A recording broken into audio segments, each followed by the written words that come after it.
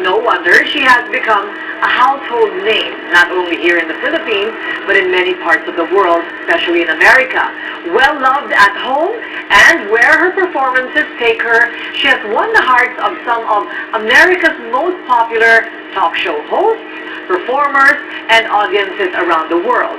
This year, we saw her phenomenal rise in the music scene, but after making the rounds of international performances, teenage singing sensation Charisse Pempenko is back home in the country to celebrate Christmas with her family. Merry Christmas, Charisse! Anong tawag sa'yo? Charisse? Charisse?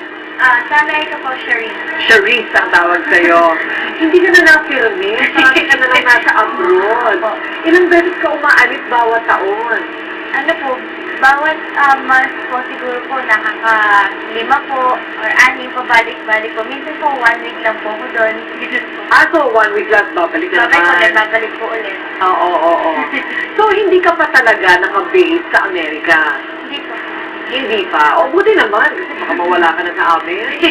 Marami ka pa rin ginagawa dito. You're a contract performer contract artist for ABS-CBN. Are you? No. Hindi po, kasi po meron po akong contract sa ibang bansa.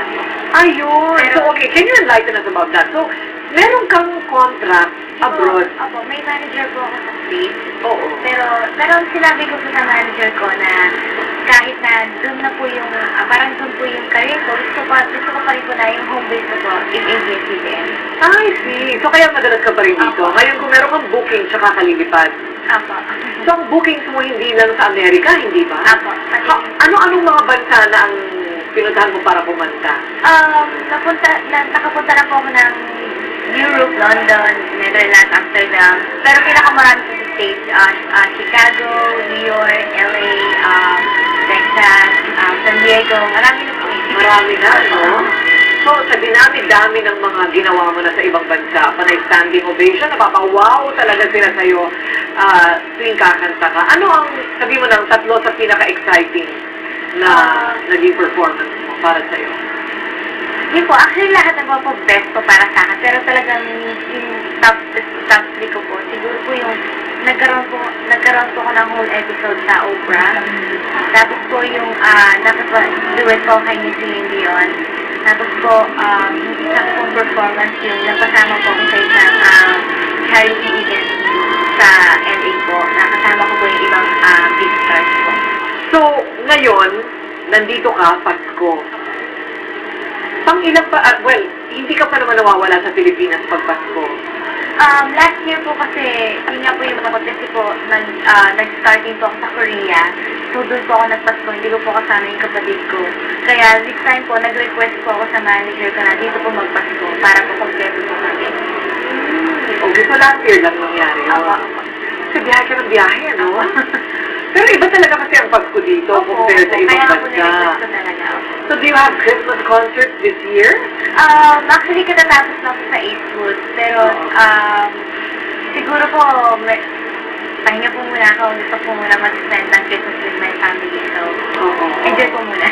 Oo nga. Pero alam mo, nung minsan una kitang nakausap, a few years ago, malayong-malayo pa, no? Yung narating mo na since then. Of course, lumabas ka na kay Ellen DeGeneres noon. So, I'm sure mula sa iyong kabataan, marami kang mga Christmas wish. Ano sa mga Christmas wish na yon from before, during the days when hindi ka pa lumalabas ng TV, ang natupad na sa ngayon? Ano po, nakabili na po kami ng sasakyan.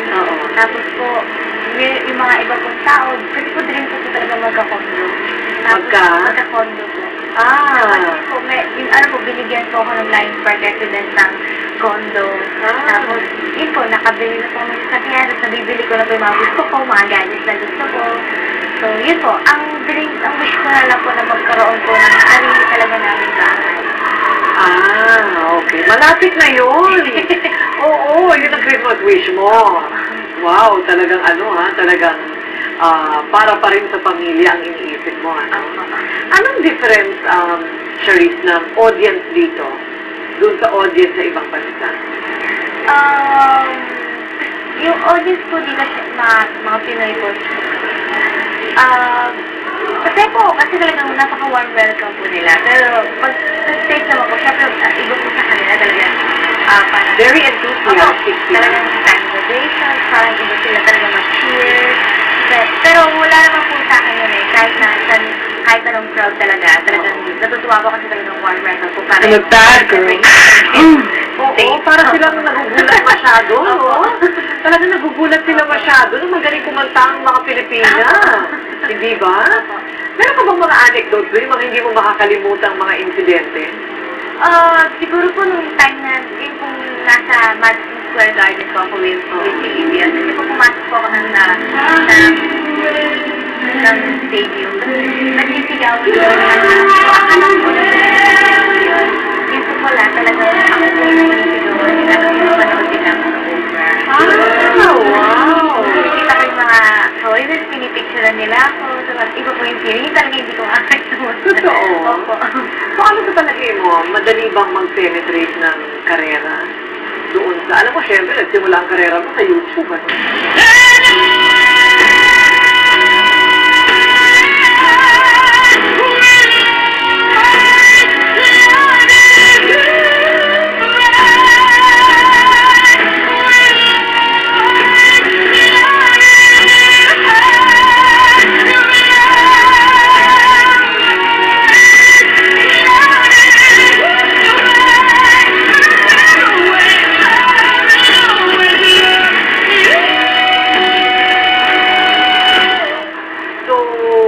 To sustain that, mahirap ba mag-penetrate?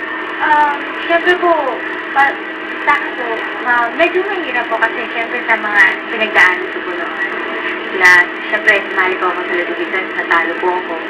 Parang, talagang yung YouTube na lang po talaga yung nagpasita sa akin. Tapos, siyempre, may mga times na parang medyo nahihirapan din po, napapagod, pero po, kahit na nahihirapan na, enjoy naman po, kaya naman po. Oo.